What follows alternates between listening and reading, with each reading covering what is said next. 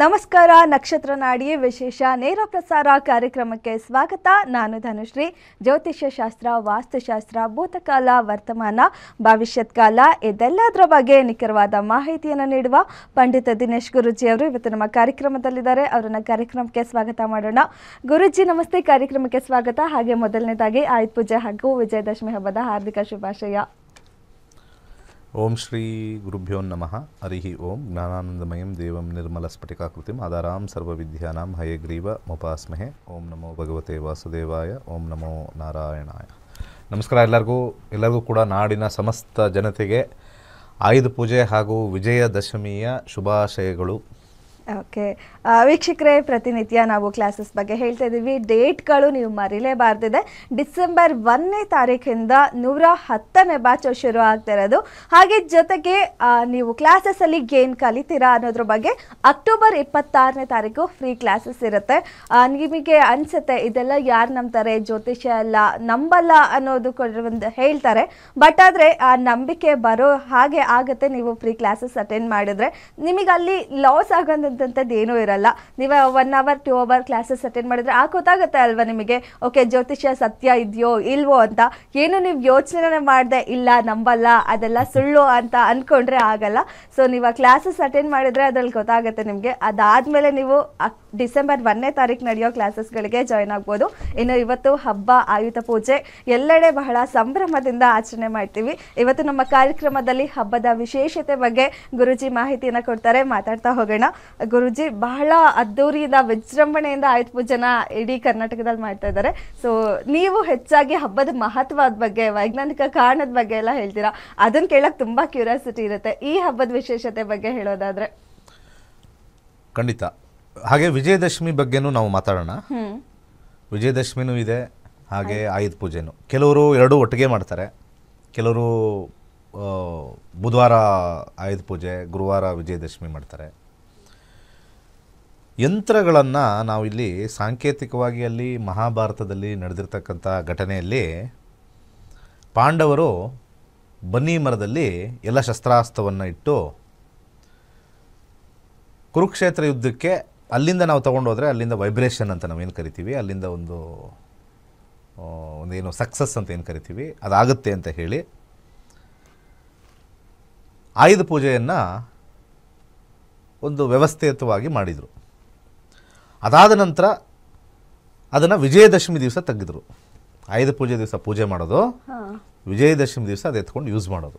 ಹಾಗೆ ಆಗಿನ ಕಾಲದಲ್ಲಿ ಸಾಂಕೇತಿಕವಾಗಿ ನೋಡಬೇಕು ಅಂತಂದರೆ ಯುದ್ಧ ಮತ್ತು ಅವರನ್ನು ರಕ್ಷಣೆ ಮಾಡ್ತಕ್ಕಂಥದ್ದು, ಉಪಯೋಗಕ್ಕೆ ಬರ್ತಕ್ಕಂಥದ್ದು ಎಲ್ಲ ಆಯುಧ. ಇಲ್ಲಿ ಆಯುಧ ಅಂತ ಅಂದಿದ ತಕ್ಷಣ ನಾವು ಎಲ್ಲವೂ ಕೂಡ ಯುದ್ಧದ ವಿಚಾರಕ್ಕೆ ಹೋಗ್ತಾ ಇದ್ದೀವಿ ಎಲ್ಲರೂ. ಇವತ್ತೇನು ದಸರಾದಲ್ಲಿ ತೋರಿಸ್ತಾ ಇದ್ದರೆ ಅದೊಂದು ಕತೆ, ದಂತಕತೆ ಅಂತ ತೊಗೊಳ್ಬೋದು ಅಥವಾ ಏನಾರು ತೊಗೊಳ್ಬೋದು.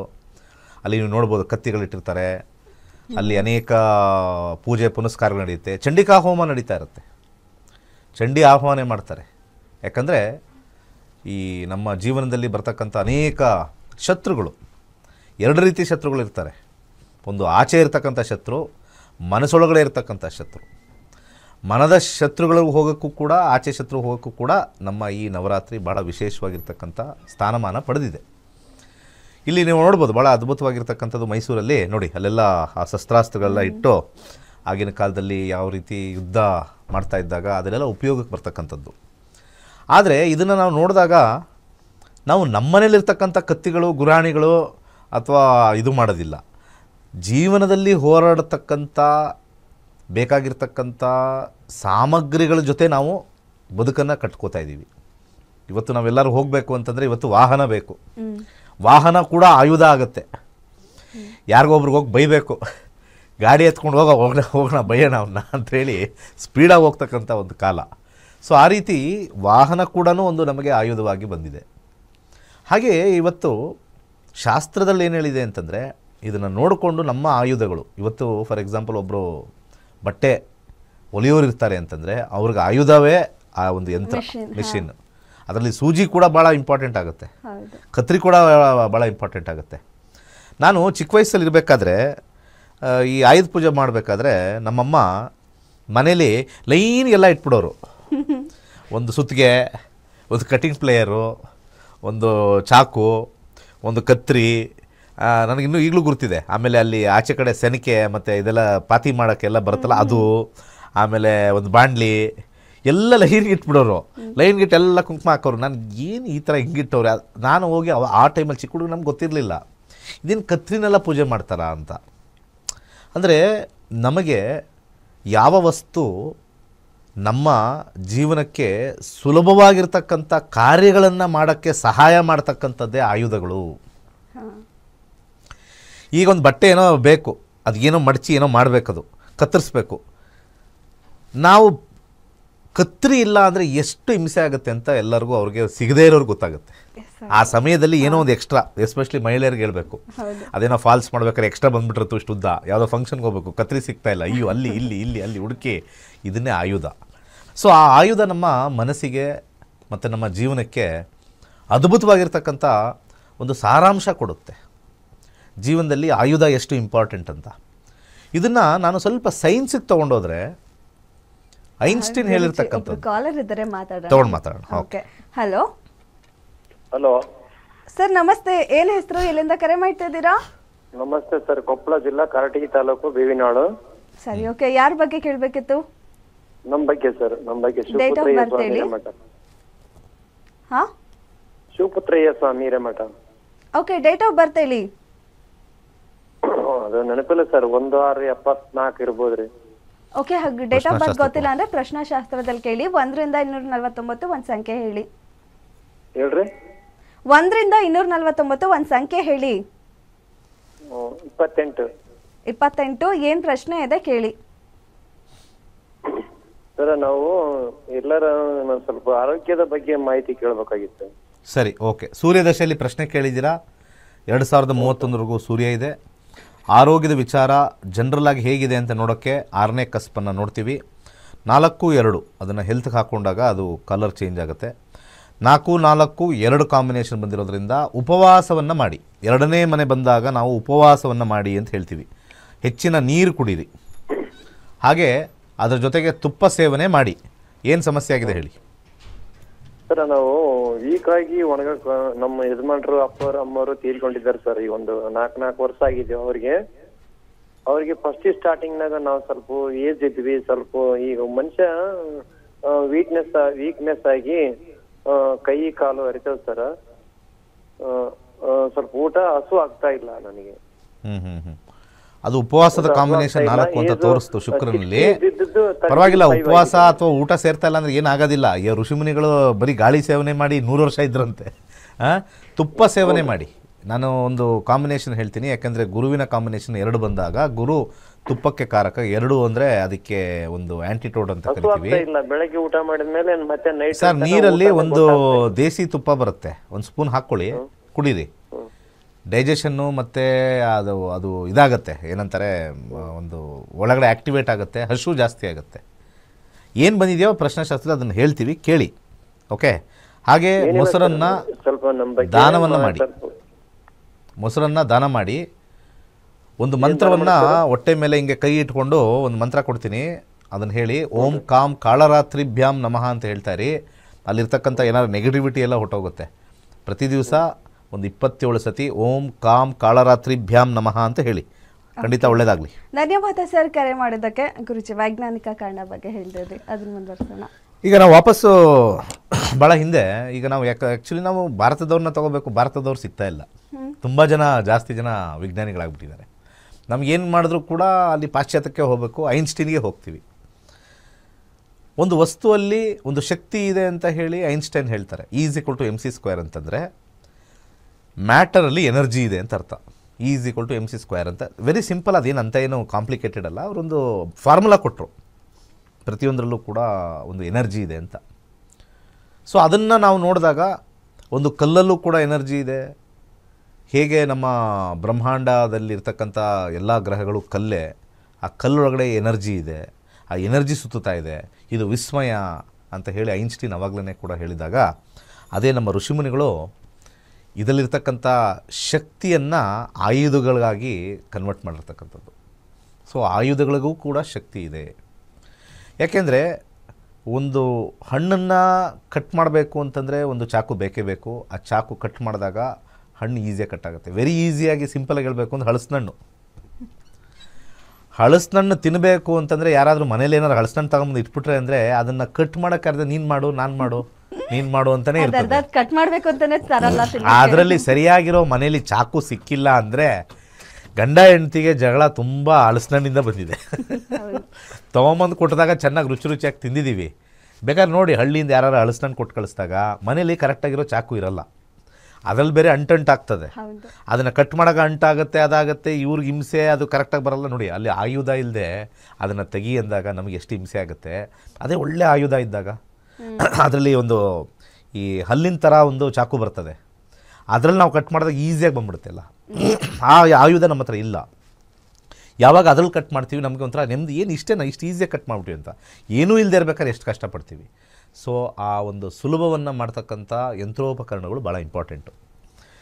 ಸಾಮಾನ್ಯವಾಗಿ ಇವತ್ತು ಎಲ್ಲರೂ ಕೂಡ ಲ್ಯಾಪ್ಟಾಪ್ ಇಟ್ಕೊಂಡಿದ್ದಾರೆ.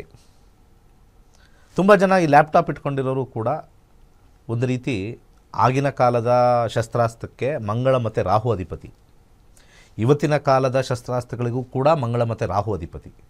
ಇಲ್ಲಿ ಮಂಗಳ ಅಂತಂದರೆ ಎಲೆಕ್ಟ್ರಿಸಿಟಿ ಅಂತ ಕರಿತೀವಿ, ಕಾಂಪೋನೆಂಟ್ಸ್ ಅಂತ ಕರಿತೀವಿ. ಹಾಗೆ ರಾಹು ಅಂತಂದರೆ ಎಲೆಕ್ಟ್ರಾನಿಕ್ಸ್ ಅಂತ ಕರಿತೀವಿ, ಗ್ಯಾಡ್ಜೆಟ್ಸ್ ಅಂತ ಕರಿತೀವಿ. ಇವತ್ತು ಎಷ್ಟು ಜನ ವಾಟ್ಸಪ್ಪಲ್ಲಿ ಬಿಸ್ನೆಸ್ ಮಾಡ್ತಾಯಿದ್ದಾರೆ, ಎಷ್ಟೋ ಜನ ವಾಟ್ಸಪ್ಪಲ್ಲಿ ಬಿಸ್ನೆಸ್ ಮಾಡ್ತಾಯಿದ್ದಾರೆ, ಇನ್ಸ್ಟಾಗ್ರಾಮಲ್ಲಿ ಬಿಸ್ನೆಸ್ಸು. ಹಿಂಗಂದು ಸೀರೆ ಹಿಂಗೆ ತೋರಿಸಿದ ತಕ್ಷಣ ಈ ಸೀರೆ ಕೊಳ್ಳಿ ಅಂದಿದ ತಕ್ಷಣ ಎಲ್ಲ ಕೊಳ್ಳಿಬಿಡ್ತಾರೆ ಅಲ್ವಾ. ಈ ಕಡೆ ಈ ಪಿಂಕ್ ಕಲರ್ ಇದೆ, ನೀವು ಹಾಕ್ಕೊಳ್ಳಿದ್ದೀರ, ರೆಡ್ ಕಲರ್ ಇದೆ, ಆ ಥರ ಇದೆ, ಈ ಥರ ಇದೆ ಅಂತ ಹೇಳಿ ಕಂಪ್ಲೀಟಾಗಿ ಸೇಲ್ಸ್ ಆಗಿಬಿಡುತ್ತೆ ಯಾವುದರಲ್ಲಿ ನಾವು ಹಾಕ್ತೀವಿ ಅಂತ. ಸೊ ಆ ರೀತಿ ಇವತ್ತು ಯಂತ್ರೋಪಕರಣಗಳು ಮೊಬೈಲಲ್ಲೂ ಕೂಡ ಬಂದ್ಬಿಟ್ಟಿದೆ. ಮೊಬೈಲು ಕೂಡ ಒಂದು ಯಂತ್ರವಾಗಿ ಪರಿವರ್ತನೆ ಆಗಿದೆ. ಇವತ್ತು ಎಷ್ಟು ವ್ಯವಹಾರಗಳು ನೀವು ಮೊಬೈಲಲ್ಲಿ ಮಾಡಿದ್ದೀರಾ? ಎಷ್ಟು ಜನಕ್ಕೆ, ಒಂದು 50 ಜನಕ್ಕೆ ಕಾಲ್ ಮಾಡಿ ನಮ್ಮ ಹತ್ರ ಇದಿದೆ ಅದಿದೆ ಅಂತ ಹೇಳಿ ವ್ಯಾಪಾರ ಮಾಡಿದ್ದೀರಾ? ಸೊ ಮೊಬೈಲು ಕೂಡ ನಿಮಗೆ ಆಯುಧ ಪೂಜೆಯಲ್ಲಿ ಒಂದು ಯಂತ್ರವಾಗಿ ಬರುತ್ತೆ. ಯಾಕೆ ನಮಸ್ಕಾರ ಮಾಡೋದ್ರಲ್ಲಿ ಏನು ತಪ್ಪು? ಇವಾಗ ಆ ಮೊಬೈಲಲ್ಲಿ ಏನಿದೆ, ಮೊಬೈಲಲ್ಲಿ ಇರ್ತಕ್ಕಂಥದ್ದೇ ಆ ಒಂದು ಕಲ್ಲು, ಒಂದು ಮಣ್ಣು, ಇನ್ನೇನು ಇಲ್ಲ ಅದರೊಳಗಡೆ. ಆಲ್ರೆಡಿ ಭಾಳ ಹಿಂದಿನ ಸಂಚಿಕೆಯಲ್ಲಿ ಹೇಳಿದ್ದೀನಿ. ಅದರೊಳಗೆ ಸಿಲಿಕಾ ಅಂತ ಇರ್ತಕ್ಕಂಥದ್ದು. ನಾವು ಹೇಗೆ ಭೂಮಿ ತಾಯಿನ ನಾವು ನಮಸ್ಕಾರ ಮಾಡ್ಕೊಳ್ತೀವಿ, ಮೊಬೈಲಲ್ಲಿರ್ತಕ್ಕಂಥ ಒಂದು ಪ್ಯೂರಿಫೈಡ್ ಫಾರ್ಮ್ ಆಫ್ ಎನರ್ಜಿ, ಅದನ್ನು ನಾವು ಸಿಲಿಕಾ ಅಂತ ಕರಿತೀವಿ. ಅದರೊಳಗಡೆ ಬ್ಯಾಟ್ರೀಸ್ ಇರ್ತಕ್ಕಂಥದ್ದು, ಕೊಬಾಲ್ಟ್ ಮತ್ತು ನಿಕ್ಕಲ್ ಇರ್ತಕ್ಕಂಥದ್ದು, ಅದು ಕೂಡ ಈ ಆಫ್ಘಾನಿಸ್ತಾನು ಮತ್ತು ರಷ್ಯಾ, ಉಕ್ರೇನ್ ಕಡೆ ಹೆಚ್ಚಾಗಿ ಸಿಗುತ್ತೆ. ಆ ಮಣ್ಣಲ್ಲಿ ಎನರ್ಜಿ ಸ್ಟೋರ್ ಮಾಡ್ತಕ್ಕಂಥ ಶಕ್ತಿ ಇದೆ. ಅಂದರೆ ಆ ಮಣ್ಣನ್ನು ಕಂಪ್ರೆಸ್ ಮಾಡಿ ಎಲೆಕ್ಟ್ರಿಸಿಟಿ ಪಾಸ್ ಮಾಡಿದ್ರೆ ಆ ಕಡೆ ಪಾಸ್ ಆಗಲ್ಲ, ಅದು ಅಲ್ಲೇ ಉಳ್ಕೊಳ್ಳುತ್ತೆ. ಎನರ್ಜಿ ಇಸ್ ರಿಟೈನ್ಡ್, ಇದನ್ನು ಕಂಡುಹಿಡಿದಿದ್ದಾರೆ. ಅದು ಆಮೇಲೆ ಅದನ್ನು ಬಿಟ್ಟು ಮತ್ತೆ ಇನ್ನೊಂದು ಕಡೆ ಅದು ಒಂದು ಸ್ಟೋರ್ ಆದಮೇಲೆ ಮತ್ತೆ ಇನ್ನೊಂದು ಲೈನ್ ಮಾಡಿದಾಗ ಅದು ಡಿಸ್ಚಾರ್ಜ್ ಆಗುತ್ತೆ. ಈ ಸ್ಟೋರಿಂಗು ಡಿಸ್ಚಾರ್ಜ್ ಆಗಿರ್ತಕ್ಕಂಥದ್ದು ಮಣ್ಣಲ್ಲಿರ್ತಕ್ಕಂಥ ಶಕ್ತಿ ನಾವು ನೋಡಬೇಕು ಅಂತಂದರೆ ಈ ಒಂದು ಜಗತ್ತು ಎಷ್ಟು ವಿಸ್ಮಯವಾಗಿದೆ, ಇದು ಎಷ್ಟು ಆರಾಮಾಗಿದೆ, ಎಷ್ಟು ಅದ್ಭುತವಾಗಿದೆ ಅಂತ ನಾವು ನೋಡ್ತೀವಿ. ಓಕೆ ಗುರುಜಿ, ಒಂದು ಬ್ರೇಕ್ ತಗೊಳ್ಳೋಣ, ಬಂದು ಮಾತಾಡೋಣ. ಈಗಾಗಲೇ ನಾವು ತಿಳಿಸಿದ್ದೀವಿ ಜ್ಯೋತಿಷ್ಯದಲ್ಲಿ ಏನು ಕಲಿಬೋದು ಅಂತ ಹೇಳಿ. ಸೊ ಅದರಲ್ಲಿ ನೀವೇನೆಲ್ಲ ಕಲಿತೀರಾ ಅನ್ನೋದು ಈ ವಿಡಿಯೋದಲ್ಲಿ ಇದೆ, ನೋಡ್ಕೊಂಡು ಬನ್ನಿ. ಎಲ್ಲರಿಗೂ ನಮಸ್ಕಾರ. ವೈಜ್ಞಾನಿಕ ತಂತ್ರಜ್ಞಾನವನ್ನು ಒಳಗೊಂಡಿರುವ ನಕ್ಷತ್ರ ನಾಡಿ ಜ್ಯೋತಿಷ್ಯ ತರಗತಿಗಳಿಗೆ ಸುಸ್ವಾಗತ. ಈ ತರಗತಿಗಳಲ್ಲಿ ಪಂಡಿತ್ ದಿನೇಶ್ ಗುರೂಜಿ ಅವರು ಕಲಿಸಿಕೊಡುವ ವಿಚಾರಗಳೆಂದರೆ ನಮ್ಮ ಬ್ರಹ್ಮಾಂಡದ ಸೃಷ್ಟಿ, ವಿಷ್ಣುವಿನ ದಶಾವತಾರಗಳಲ್ಲಿ ವೈಜ್ಞಾನಿಕ ಆಧಾರ, 4 ಯುಗಗಳು, ಉತ್ತರ ಧ್ರುವದ ಪ್ರಾಮುಖ್ಯತೆ, ನಕ್ಷತ್ರಗಳು, ರಾಶಿಗಳು, ರಾಹು ಮತ್ತು ಕೇತು ಪುರಾಣ, ರಾಶಿ ಚಕ್ರದಲ್ಲಿ 27 ನಕ್ಷತ್ರಗಳ ಸ್ಥಾನ, ರಾಶಿ ಚಕ್ರದ ಡಿಗ್ರಿ ಲೆಕ್ಕಾಚಾರ, ನಕ್ಷತ್ರದ 108 ಪಾದಗಳು, ದಶಾ ಲೆಕ್ಕಾಚಾರ, ರಾಶಿ ಚಕ್ರದ ಗುಣಲಕ್ಷಣಗಳು, ಲಗ್ನದ ಪ್ರಾಮುಖ್ಯತೆ, ಲಗ್ನ ಲೆಕ್ಕಾಚಾರ, ದಿನಗಳಲ್ಲಿ ಲಗ್ನವನ್ನು ಕಂಡುಹಿಡಿಯುವ ಸರಳ ಲೆಕ್ಕಾಚಾರ, ಲಗ್ನದಿಂದ ವಿವಿಧ ಮನೆಗಳಲ್ಲಿನ ಗ್ರಹಗಳು, ನಕ್ಷತ್ರ ನಾಡಿ ತತ್ವಗಳು, ಗ್ರಹಾಧಿಪತಿ, ನಕ್ಷತ್ರಾಧಿಪತಿ, ಉಪ ನಕ್ಷತ್ರಾಧಿಪತಿ ಲೆಕ್ಕಾಚಾರ, ಪ್ರಶ್ನಾಶಾಸ್ತ್ರದ ಮುಖೇನ 249 ವಿಭಾಗಗಳ ಲೆಕ್ಕಾಚಾರ, ವಿಶ್ಲೇಷಣೆಯಲ್ಲಿ ದಶಾ, ಭುಕ್ತಿ, ಅಂತರ್ಭುಕ್ತಿಯ ಅರ್ಥ, ಜಾತಕದಲ್ಲಿ, ಶಿಕ್ಷಣದಲ್ಲಿ ಆಯ್ದುಕೊಳ್ಳಬಹುದಾದ ಕೋರ್ಸ್, ಪಡೆಯಬಹುದಾದ ಶೇಕಡವಾರು ಯಶಸ್ಸು, ಉದ್ಯೋಗ ಅಥವಾ ವ್ಯವಹಾರದಲ್ಲಿ ಕ್ಷೇತ್ರದ ಆಯ್ಕೆ, ವ್ಯವಹಾರದಲ್ಲಿ ಯಶಸ್ಸಿನ ಲೆಕ್ಕಾಚಾರ, ಮದುವೆ ವಿಚಾರದಲ್ಲಿ ಸಂಯೋಗಗಳು, ತೊಂದರೆಗಳು, ವಿಚ್ಛೇದನ, ಸಂತಾನದಲ್ಲಿ ತೊಂದರೆಗಳು, ವಿಳಂಬವಾಗುವುದು, ಆಸ್ತಿ ಅಥವಾ ವಾಹನ ಖರೀದಿಯಲ್ಲಿನ ಸಮಯವನ್ನು ತಿಳಿಯುವುದು, ಆರೋಗ್ಯ ವಿಚಾರಗಳಲ್ಲಿ ಶುಭ ಅಶುಭ ಸಮಯದ ಲೆಕ್ಕಾಚಾರ, ಆರೋಗ್ಯ ಸಮಸ್ಯೆಗಳು ಉಂಟಾಗುವ ಸಮಯ ಮುಂತಾದ ವಿಚಾರಗಳ 3 ಹಂತಗಳಲ್ಲಿ ಶುಭ ಅಶುಭ ಸಂಯೋಗಗಳ ವಿಭಜನೆ, ಪವರ್ ಪೊಸಿಷನ್, ಪುಷ್ಪಲ್ ಸಿದ್ಧಾಂತ, ಗೋಚಾರದ ವಿಶ್ಲೇಷಣೆ, ಆಯ್ದ ಸೆಲೆಬ್ರಿಟಿಗಳ ಜಾತಕಗಳ ವಿಶ್ಲೇಷಣೆ, ಪರಿಹಾರಗಳು, ರತ್ನಗಳು, ರುದ್ರಾಕ್ಷಿಗಳು, ಮಂತ್ರ, ಕಲರ್ ಥೆರಪಿ, ದಾನದ ಪರಿಕಲ್ಪನೆ, ಇನ್ನು ಅನೇಕ ವಿಚಾರಗಳ ಬಗ್ಗೆ ಅತ್ಯಂತ ಸರಳವಾಗಿ ಗುರೂಜಿಯವರು ತರಗತಿಯಲ್ಲಿ ಕಲಿಸಿಕೊಡುತ್ತಾರೆ. ಈ ತರಗತಿ ಜೊತೆಗೆ ಅತ್ಯಾಧುನಿಕ ತಂತ್ರಜ್ಞಾನದಿಂದ ಬಳಕೆಯಲ್ಲಿರುವ ಗೋಲ್ಡ್ ಟ್ರೀ ಆಸ್ಟ್ರೋ ಆಪ್ ಮೂಲಕ ಜಾತಕವನ್ನು ಪರಿಶೀಲಿಸುವ ಸುಲಭವಾದ ತಂತ್ರಗಳನ್ನು ಗುರೂಜಿಯವರು ತಿಳಿಸಿಕೊಡುತ್ತಾರೆ. ಜೀವನಕ್ಕೆ ಅತ್ಯಗತ್ಯವಾಗಿರುವ ವಿಚಾರಗಳನ್ನು ತಿಳಿಯಲು ಇಂದೇ ಈ ನಕ್ಷತ್ರ ನಾಡಿ ತರಗತಿಯನ್ನು ಸೇರಿ ನಿಮ್ಮ ಜೀವನದ ವಿಚಾರಗಳಿಗೆ ಮಾರ್ಗದರ್ಶಕವಾಗಿರುವ ಜ್ಯೋತಿಷ್ಯವನ್ನು ಅಳವಡಿಸಿಕೊಳ್ಳಿ. ಹೆಚ್ಚಿನ ಮಾಹಿತಿಗೆ ಇಂದೇ ನಮ್ಮ ನಕ್ಷತ್ರ ನಾಡಿಯನ್ನು ಸಂಪರ್ಕಿಸಿ. ಧನ್ಯವಾದಗಳು. ಕೈಲಾಶ್ ಯಂತ್ರವು ಪುರಾತನವಾದ, ಪ್ರಾಚೀನವಾದ, ಅತ್ಯಂತ ಶಕ್ತಿಶಾಲಿಯಾದ ಯಂತ್ರವಾಗಿದೆ. ಸುಮಾರು 800ರಿಂದ 1000 ವರ್ಷಗಳ ಹಿಂದೆ ಹಲವಾರು ಸಂಯೋಗಗಳಿಂದ ರಚಿಸಲ್ಪಟ್ಟಿರುವ ವಿಶೇಷವಾದ ಯಂತ್ರವೇ ಈ ಕೈಲಾಶ್ ಯಂತ್ರ. ಈ ಕೈಲಾಶ್ ಯಂತ್ರದ ಮಧ್ಯ ಭಾಗದಲ್ಲಿ ಬರುವಂತಹ ಕೋರ್ ಭಾಗದಲ್ಲಿರುವಂತಹ ಸಂಖ್ಯಾಶಾಸ್ತ್ರದ ಲೋಶೋ ಗ್ರಿಡ್, ಈ ಕೋರ್ ಸುತ್ತ ಬರುವಂತಹ 12 ಪ್ರಾಣಿಗಳು ಚೀನಿ ವಿಶೇಷ ಪ್ರಾಣಿಗಳು, ಅನಿಮಲ್ ಸ್ಪಿರಿಟ್ ಅನ್ನು ಸೂಚಿಸುತ್ತದೆ. ಅದರ ಸುತ್ತ ಇರುವಂತಹ ವಿಶೇಷವಾಗಿರುವಂತಹ ಮಂತ್ರ, ಅದರ ಸುತ್ತ 4 ಅಂಶಗಳಾದ ಓಂ, ಸ್ವಸ್ತಿಕ್, ತ್ರಿಶೂಲದ ಶಿವನ ಅಂಶದಿಂದ ದಿಗ್ಬಂಧನವಾಗಿದೆ.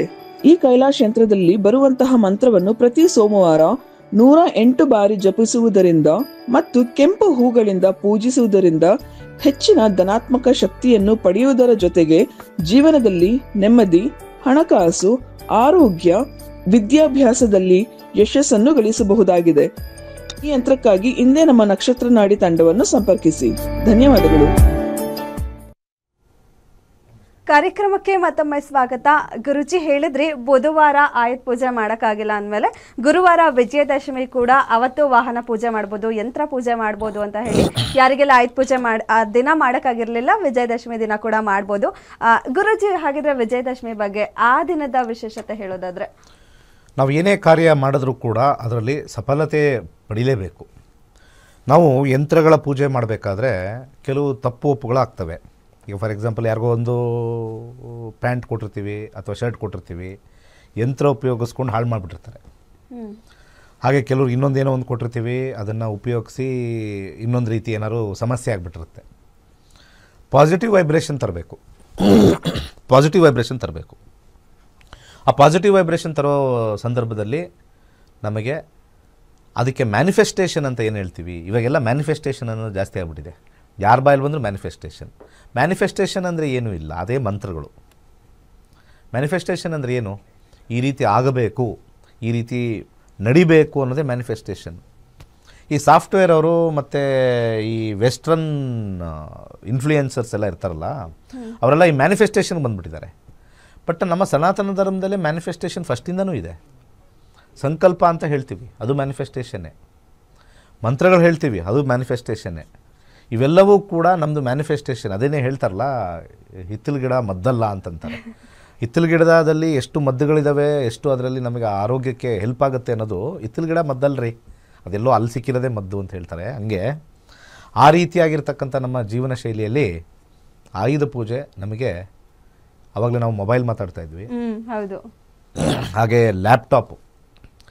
ಸಾಕಷ್ಟು ಜನ ಪಾಪ ಮನೇಲಿರ್ತಕ್ಕಂಥ ತಾಯಂದರು ಲ್ಯಾಪ್ಟಾಪ್ಗೂ ಕುಂಕುಮ ಹಚ್ಬಿಟ್ಟು ಬೈಸ್ಕೊಂಡಿರೋರು ಇದ್ದಾರೆ. ಹೌದು, ಖಂಡಿತ ಹೌದು. ನಂದೆಲ್ಲ ಕುಂಕುಮ ಎಲ್ಲ ಹಾಳು ಮಾಡಿದೆ, ನೀನು ಲ್ಯಾಪ್ಟಾಪ್ ಹಾಳು ಮಾಡಿದೆ, ಲ್ಯಾಪ್ಟಾಪ್ ಹಾಳು ಮಾಡಿದೆ. ಅವ್ರ ಪಾಪ ಏನೋ ಗೊತ್ತಾಗಲ್ಲ, ಹಿಂಗೆ ಕುಂಕುಮ ಇಟ್ಬಿಟ್ಟು ಏನೋ ವರ್ಕ್ ಮಾಡ್ತಾ ಇದ್ದಾನೆ, ಅದು ಆಯುಧ, ಅವ್ನು ಒಳ್ಳೇದು ಮಾಡ್ತಾ ಇದೆ, ಅದಕ್ಕೊಂದು ಕುಂಕುಮ ಇಟ್ಬಿಡೋದು. ಈಗ ಬರ್ತಕ್ಕಂಥ ಕೆಮಿಕಲ್ ಕುಂಕುಮ ಎಲ್ಲ ಅಲ್ಲಿ ಕಲೆ ಆಗಿ ಅಲ್ಲಿ ಇದು ಮಾಡ್ತಾರೆ. ಆದರೂ ಕೂಡ ಅದಕ್ಕೊಂದು ವ್ಯವಸ್ಥೆ ಮಾಡಿ, ಯಾರು ಯೂಸ್ ಮಾಡ್ತಾಯಿದ್ರೆ ನೀವುಗಳೇ ಪೂಜೆ ಮಾಡಿ. ಅದಕ್ಕೆ ಅಂಟಿಸಿದ್ರೆ ಏನೋ ಕರೆ ಆಗುತ್ತೆ, ಹಂಗೆ ಆಗುತ್ತೆ ಅಂತಂದರೆ ಒಂದು ಕ್ಲೀನಾಗಿ ಒಂದು ಪ್ಲಾಸ್ಟಿಕ್, ಒಂದು ಪ್ಲಾಸ್ಟಿಕ್ ಅಲ್ಲ. ಈಗಿರೋ ಇದು ಏನಾಗುತ್ತೆ, ಈಗ ಲ್ಯಾಪ್ಟಾಪಲ್ಲಿ ನನ್ನ ಮಗನಿಗೆ ಹೋಗಿಟ್ರು ಅದು ಕರೆ ಆಗುತ್ತೆ, ಅದು ಒಬ್ಬ ಆಚೆಯಿಂದ ಅದು ಯೆಲ್ಲೋ ಕಲರ್ ಹೋಗೋದೇ ಇಲ್ಲ. ಈ ಗಾಡಿಗಳಿಗೆ ಇಟ್ಟಾಗಲೂ ಅಷ್ಟೇ ತುಂಬ ಜನಕ್ಕೆ ಬೇಜಾರಾಗ್ಬಿಟ್ಟಿದೆ ಇವತ್ತಿನ ಕಾಲದಲ್ಲಿ. ಹೌದು.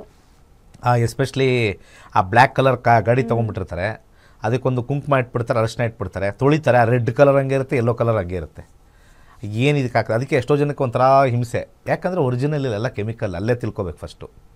ನಾವು ಕೆಮಿಕಲ್ ಇಟ್ಟು ಪೂಜೆ ಮಾಡ್ತಾಯಿದ್ದೀವಿ, ಈಗ ಕೆಮಿಕಲ್ಲೇ ಆಯುಧ ಆಗ್ಬಿಟ್ಟಿದೆ. ಸೊ ಹಾಗೆ ಅದು ಬಿಡಿ, ಅದು ನೀವು ನೋಡ್ಕೊಂಡು ಮಾಡ್ತೀರಾ, ಅದ್ರದ್ದೇನು ಚಿಂತೆ ಇಲ್ಲ. ಆದರೆ ಪೂಜೆ ಅನ್ನೋದು ಒಂದು ಕೃತಜ್ಞತೆ, ಮಂತ್ರ ಅಂತಕ್ಕಂಥದ್ದು ಒಂದು ಮ್ಯಾನಿಫೆಸ್ಟೇಷನ್. ಸೊ ಹೇಗೆ ಮಹಾಭಾರತದಲ್ಲಿ ಯುದ್ಧದಲ್ಲಿ ಗೆಲ್ಲಬೇಕು ಅನ್ನೋದು ಪಾಂಡವರು ಆ ಒಂದು ಅಜ್ಞಾತವಾಸದಲ್ಲಿದ್ದಾಗ ಕೊನೆಯ ದಿವಸದಲ್ಲಿ ಶಸ್ತ್ರಾಸ್ತ್ರಗಳನ್ನು ಬನ್ನಿ ಮರದಲ್ಲಿ ಇಟ್ಟು ಬಚ್ಚಿಟ್ಟು ಅದರಲ್ಲಿ ಎನರ್ಜೈಸ್ ಆಗಲಿ ಅಂತ ಇಟ್ಟು ಅದನ್ನು ತೆಗೆದು ವಿಜಯದಶಮಿ ದಿವಸ ಅದಕ್ಕೆ ಪೂಜೆ ಗೀಜೆ ಎಲ್ಲ ಮಾಡಿ ಅದನ್ನು ವಿಜಯದಶಮಿ ದಿವಸ ಉಪಯೋಗಿಸಿರ್ತಕ್ಕಂಥದ್ದು ಎಲ್ಲರಿಗೂ ತಿಳಿದಿರ್ತಕ್ಕಂಥ ಒಂದು ವಿಚಾರ. ಹಾಗೆ ನಮ್ಮ ಯಂತ್ರಗಳು ಕೂಡ ಹೆಚ್ಚಿನ ದಿನ ಬಾಳಿಕೆ ಬರೋದು ಇಂಪಾರ್ಟೆಂಟು. ಇವತ್ತೇನೋ ಒಂದು ಲ್ಯಾಪ್ಟಾಪ್ ತೊಗೊಳ್ತೀವಿ, ಕೆಲವು ಲ್ಯಾಪ್ಟಾಪ್ಗಳು ಎಷ್ಟು ಬಾಳಿಕೆ ಬರುತ್ತೆ ಅಂದರೆ ಕೆಲವರು ಎತ್ತಾಕಿದ್ರು ಅದು ವರ್ಕ್ ಆಗ್ತಾನೆ ಇರ್ತವೆ. ಕೆಲವು ಲ್ಯಾಪ್ಟಾಪ್ಗಳು ಇವತ್ತು ಏನಾಗ್ಬಿಟ್ಟಿದೆ, ಇವತ್ತೆಲ್ಲ ಆಯುಧದ ಬಗ್ಗೆನೇ ಮಾತಾಡಬೇಕು ಅಂದರೆ ಇವತ್ತಿನ ಕಾಲದಲ್ಲಿ ಕಲಿಯುಗದಲ್ಲಿ ನಾವು ಮಾತಾಡಬೇಕಾಗಿರುತ್ತೆ. ಶಸ್ತ್ರ ಆಗಿನ ಕಾಲ ಅಂದರೆ ಕತ್ತಿ ಗುರಾಣಿ ಎಂಬುದಾಯಿತು. ಈಗಿನ ಕಾಲದಲ್ಲಿ ಅಂತಂದರೆ ಮೊಬೈಲು, ಲ್ಯಾಪ್ಟಾಪು, ಎಲೆಕ್ಟ್ರಾನಿಕ್ ಗ್ಯಾಡ್ಜೆಟ್ಸು, ಇವಾಗ ಏನೇನಿದೆ ಐಪಾಡು, ಐಪ್ಯಾಡು, ಎಲ್ಲ ಪ್ಯಾಡು. ಗುರುಜಿ, ಈಗ ಕೆಲವ್ರು ಮಾಡಲ್ಲ ಆಯುಧ ಪೂಜೆ, ವಿಜಯದಶಮಿ ಇದೆಲ್ಲ ಪೂಜೆ ಗೀಜೆ ಅದೆಲ್ಲ ಮಾಡಲ್ಲ, ಅದ್ರ ಬಗ್ಗೆ ಅವ್ರಿಗೆ ಏನು ಹೇಳ್ತೀರಾ ಅಂತ? ನಾನು ಏನು ಹೇಳೋಕ್ಕಾಗಲ್ಲ. ಯಾಕೆಂದರೆ ಮಾಡ್ತಾರೋ ಇಲ್ವೋ ಅವರ ಮನಸ್ಸಿಗೆ ಬಿಟ್ಟಿರೋದು, ಅದು ಮಾಡೋದೆಷ್ಟು ಮುಖ್ಯ, ಕೃತಜ್ಞತೆ ಅಷ್ಟೇ. ಈಗ ಏನಾದರೂ ಯಾರಾದರೂ ಒಬ್ಬರು ನೀರು ಕೊಟ್ಟರೆ ಧನ್ಯವಾದಗಳು ಹೇಳೋದು ಕೃತಜ್ಞತೆ. ನೀರು ಕುಡಿದ್ಬಿಟ್ಟು ಹಿಂಗೆ ಇಟ್ಬಿಟ್ಟು ಹಿಂಗೆ ಹೋದರೆ ಅದು ಅವರವರ ಮನಸ್ಥಿತಿ ಮತ್ತು ಪರಿಸ್ಥಿತಿ ಹೇಳ್ತೀವಿ. ಎಲ್ಲೂ ಕೂಡ ಶಾಸ್ತ್ರದಲ್ಲಿ ಪ್ರತಿಯೊಬ್ಬರು ಆಯುಧ ಪೂಜೆ ಮಾಡಲೇಬೇಕು, ವಿಜಯದಶಮಿ ಮಾಡಲೇಬೇಕು ಅನ್ನೋದು ಬರೆದಿಲ್ಲ. ಆದರೆ ಯಾವಾಗ ನಾವು ಈ ಒಂದು ಬ್ರಹ್ಮಾಂಡದಲ್ಲಿರ್ತಕ್ಕಂಥ ಒಂದು ಶಕ್ತಿಗೆ ಒಂದು ನಮನವನ್ನು ಕೊಡ್ತೀವಿ, ನಾನು ಆವಾಗಲೇ ಹೇಳಿದಂಗೆ E=mc² ಅಂತ ಹೇಳಿದ್ರಲ್ಲ, ಎನರ್ಜಿಗೆ, ಆ ಎನರ್ಜಿಗೆ ನಾವು ನಮನ. ಇಷ್ಟು ದಿವಸ ನಾವು ಈ ಒಂದು 9 ದಿವಸ ನಾವು ಮಾಡಿರ್ತಕ್ಕಂಥ ನವರಾತ್ರಿಯ ಒಂದು ಆಚರಣೆಯ ವಿಚಾರದಲ್ಲಿ ನಾವು ಬಂದಾಗ ಮೊಟ್ಟ ಮೊದಲದಾಗಿ ಅಲ್ಲಿ ನಾವು ನವಶಕ್ತಿಗಳನ್ನು ನಾವು ಆರಾಧನೆ ಮಾಡಿದ್ವಿ. ಈಗ ನಮ್ಮಲ್ಲಿರ್ತಕ್ಕಂಥ ಆಯುಧಗಳಾಗಲಿ ಅಥವಾ ಶಕ್ತಿ ಆಗಲಿ, ಶಕ್ತಿ ಕೇಂದ್ರಗಳಾಗಲಿ ನಾವು ಅದನ್ನು ಆರಾಧನೆ ಮಾಡ್ತೀವಿ, ಗಾಡಿ ಪೂಜೆ ಮಾಡ್ತೀವಿ. 2 ಸೆಕೆಂಡಲ್ಲಿ ಕರ್ಕೊಂಡು ಹೋಗುತ್ತೆ, 2 ಸೆಕೆಂಡಲ್ಲಿ ಕರ್ಕೊಂಡ್ಬಂದ್ಬಿಡುತ್ತೆ ಅಲ್ವಾ? ಎಲ್ಲರೂ ಹೋಗ್ಬೇಕು ಅರ್ಜೆಂಟ್ ದೂರ, ಅದನ್ನೇ ಒಂದು ದಿವಸ ಗಾಡಿ ಏನಾರು ಕೆಟ್ಟೋದಾಗ ನಿಂತಾಗ ಗೊತ್ತಾಗುತ್ತೆ ಅದ್ರ ಕಷ್ಟ, ನಡ್ಕೊಂಡು ಹೋಗೋದು ಬರೋದು ಅಲ್ವಾ? ಎಷ್ಟು ಜನ ಮಾಡಿರ್ತಾರೆ ಅದು.